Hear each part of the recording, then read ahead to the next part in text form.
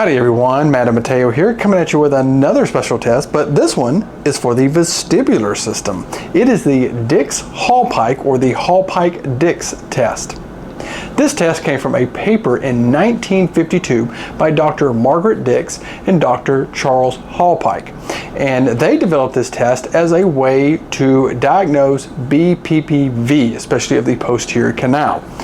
Now, a very interesting thing, in their original paper, they reference some stuff from even further back in 1921 by Barany, I believe that is what it says. But in his original paper, he talks about a case of a lady who had a vertigo that would get really severe whenever she rolled to the right side. So whenever she rolled on her right, she would have this attack. But whenever she would come away and then go back to it, she wouldn't have it. But if she rolled on her back or the left side, the symptoms would return. I also want to talk about a interesting thing that they reference in that original paper with it was Barany, or however you say the name, but a test to look for nystagmus. And they describe this test of that the person lays down on a couch, as they said it, but you can have them lay on the table. You have their head hanging just off of the table. Then you lower it 30 degrees and turn them to one side 30 to 45 degrees. And they said you may have a latent response, but it may bring on that nystagmus. And they said that, make sure that they wash your forehead. But they also described some pretty interesting things that, of course, the delay, but they said the person may change color, they may like freak out or close their eyes or something like that, or may want to jump up out of it. So they said don't let them do that.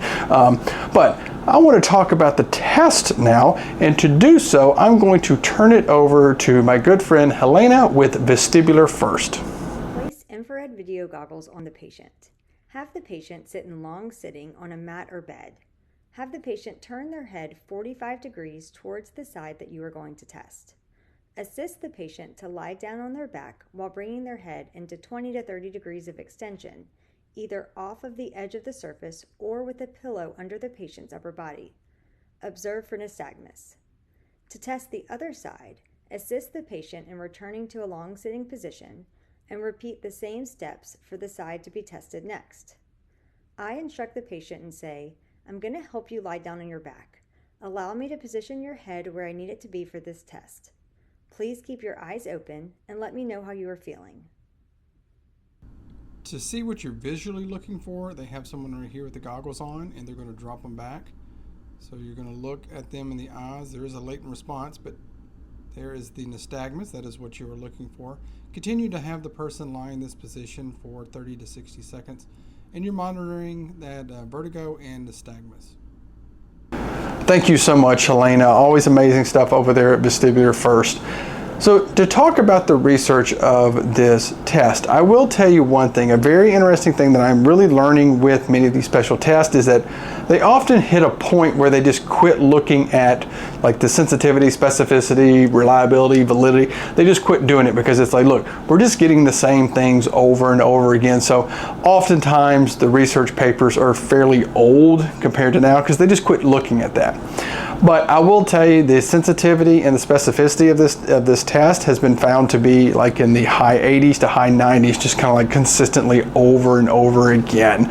There is a very interesting paper out there that talks about that there can be differences in the ability to diagnose BPPV based upon like each examiner not doing it correct, differently. They don't, go to a certain number of degrees, they don't do it as briskly. So they said if you improve the consistency between examiners, it improves the diagnostic ability. So there you go. That is the Dix-Hallpike or the Hallpike-Dix test. Let us know, do you like this test? Do you use it? Do you think maybe we need to do some more research on it? Let us know down in the comments. And of course, once again, thank you so much to Vestibular First for all the great resources on any kind of vestibular stuff. If you, like I said, they have the best stuff around. Check them out. They're tagged down below. And of course, until next time, take care of yourself, take care of your patients. We'll see you then.